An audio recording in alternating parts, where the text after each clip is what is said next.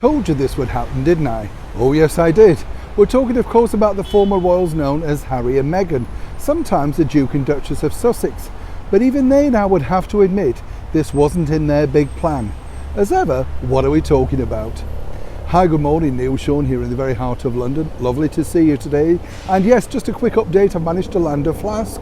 Yes, I was hoping to get a Stanley flask, but it seems harder than I thought to order them online. Do you find that hard doing them online?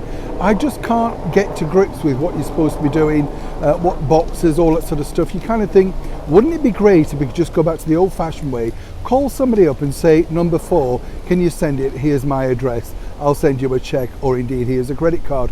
Everything now, and then have you also know where I'm going now as well, and also have you noticed as well when you order anything online now, they want a review instantly. Yes, you're supposed to give them 5-star reviews and tell them how marvellous the experience was. It's not though, is it? A lot easier to just go into a shop and view the product. I'd love to know as ever what you think in the comments below. Back also to your breaking royal story of the day.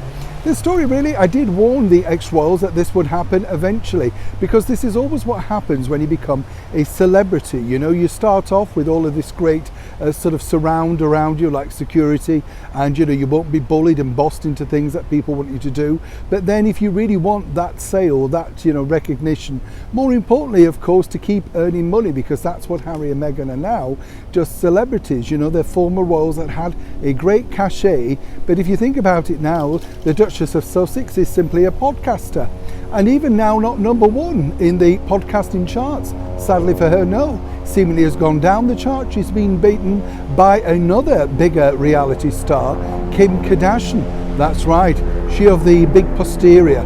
I'll just leave that one there. Back as ever though to this story, because it's interesting once again that Prince Harry's jumped on Zoom in Montecito to click back into the Well Child Awards, which again, you know, you have to ask the question, as one of those charities that Meghan gave a shout out to, the Mermaids charity in Manchester, that's now under investigation. You see, when you don't have that good support system around you, one has to question exactly who you're getting involved with. And once again, Harry and Meghan are silent on this, yet they were so vocal less than a month ago. I'll just park that there.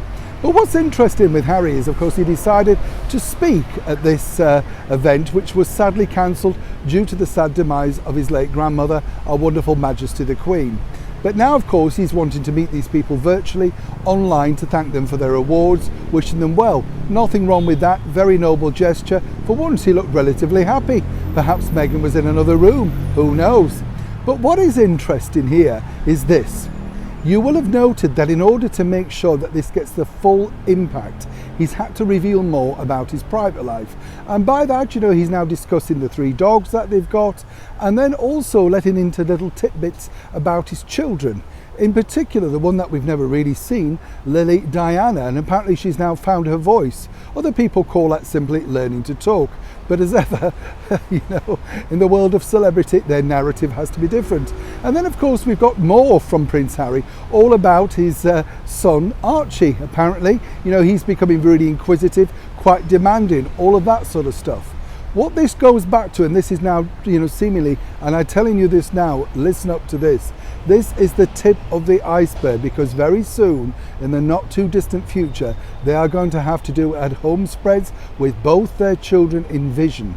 Whatever they claim, because if you remember way back, Meghan Markle said that she didn't want to have her children just put up for, you know, people peering at them. That was the whole point of keeping the pregnancies private, according to her.